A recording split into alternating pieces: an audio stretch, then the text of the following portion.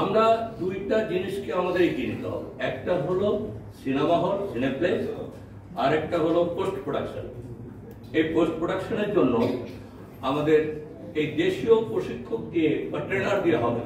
একটা ভালো সিনেমা হওয়ার পিছনে সবার আগে দরকার একজন ভালো প্রডিউসার।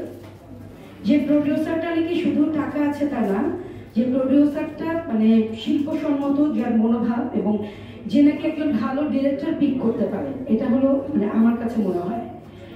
এবং তারপরে তো অবশ্যই সেই প্রডিউসারকে আমরা যদি সহযোগিতা করি, সেক্ষেত্রে আমাদের দরকার হলো একটা ভালো কন্টেন্ট, ভালো অভিনয় এবং টেকনিক্যাল সাইড এবং নেপথ্যে যারা আছেন সেই জায়গাগুলি আমাদের প্রডিউসারকে ইনক্লুড করা উচিত। কারণ উনি যখন টাকা লগ্নি করবেন তখন ডিরেক্টরকে ভাবতে হবে যে কত সুন্দর করে কাজটা মেক করা যায়।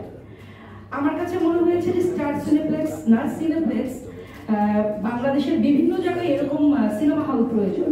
কারণ দেখা যায় যে আমরা 2K তে কাজ করছি, কিন্তু বাইরে গিয়ে যখন অন্য সিঙ্গেল হলগুলোতে ঢুকি কিছুই আসলে দেখতে পাই না, মনে হয় যে অন্ধকার এবং কালো। এটা একটা বিশাল একটা বড় একটা দিক। আমি মনে করি বিদেশি সিনেমা চলবে, তাদের হল চলবে, সিনেপ্লেক্স বাংলাদেশ থাকবে, তাদের স্টাফ চলবে, সবকিছু চলবে, কিন্তু পাশাপাশি আমাদের এই রুগ্ন শিল্পকে দান করার জন্য সিনেপ্লেক্সের যারা মালিক আছেন তাদেরকে অবশ্যই অবদান রাখতে হবে, তাদেরকে দাঁড়াতে হবে শক্তভাবে বাংলা চলচ্চিত্রের পাশে। কারণ আমাদের চলচ্চিত্র, আমাদের সংস্কৃতি, আমাদের দেশ, সবার আগে সেটা বিবেচনা রাখতে হবে। সুতরাং সিনেপ্লেক্সে যে ছবিগুলো, বাংলা ছবিগুলোকে শো দেওয়া হচ্ছে না বা শো সংখ্যা কম ছিল, আমরা মেনে নিয়েছি, কিন্তু একদম নামিয়ে দেওয়া, এটা তীব্র প্রতিবাদ এবং নিন্দা জানাচ্ছি আজকে সবাই। পাকিস্তানের কিন্তু সিনেমা হল বেড়ে গেছে এবং প্রথম কথা হচ্ছে যে পরে সিনেমা হলগুলো পাকিস্তানেও সিনেমা হল বেড়েছে এবং বাজেটও বেড়েছে। এই কারণে পাকিস্তানের না সব ছবিগুলো আসতে হবে। যত বেশি সংখ্যক দর্শক ছবি দেখতে পারে, এটি হচ্ছে সরকারের কাছে গুরুত্বপূর্ণ বিষয়। কারণ যুদ্ধ বিধ্বস্ত দেশে সাধারণ মানুষের বিনোদনের আর কোনো উপায় নেই সিনেমা হল ছাড়া। সেই কারণে সিনেমা হল থেকে দর্শক যাতে বিরোধ না যায়, যাতে গ্রাফ না হয় এবং টিকেটের রেট যাতে না বাড়ে, এই ব্যাপারটা আপনারা নিশ্চয়তা দেবেন। আমার মনে হয় যে বড় বড় পরিচালকরা আমাদের তো সবাই পুরুষই, কিন্তু মেয়েরা একটা কাজ যেভাবে যে যত্ন নিয়ে, যে ভালোবাসা নিয়ে, যে স্বপ্ন নিয়ে সাজায়, সেইটুকুকে আসলে সবার সাহায্য করা বা সমর্থন করা উচিত, এইটুকু আমরা আশা করি। সর্বপ্রথমেই যে চলচ্চিত্র প্রযোজক সমিতিটা গঠন করা দরকার, যে কোনোভাবেই হোক।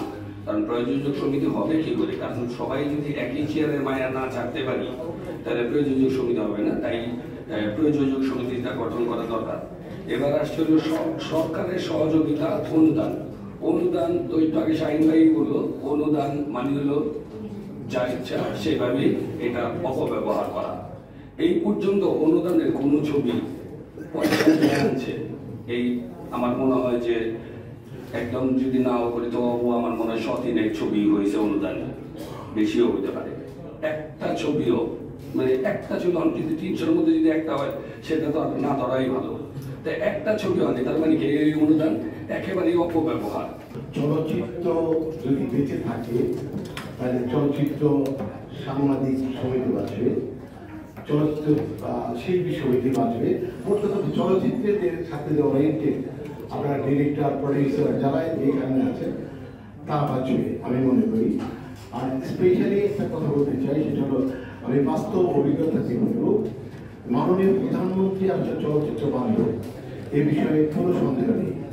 উনি খুবই পছন্দ করেন চলচ্চিত্রকে।